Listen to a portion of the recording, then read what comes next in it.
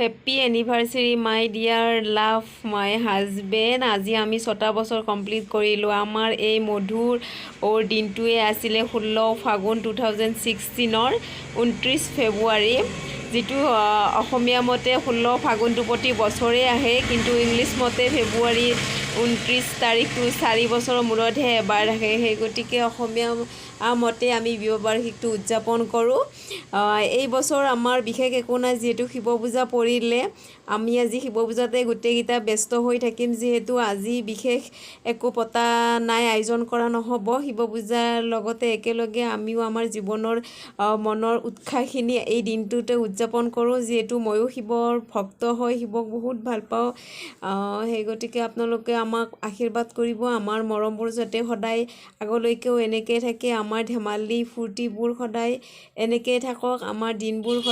সদায় হাঁহি ফুৰ্তিৰে যাওক আমাৰ দিনবোৰ আৰু আমাৰ মৰমৰ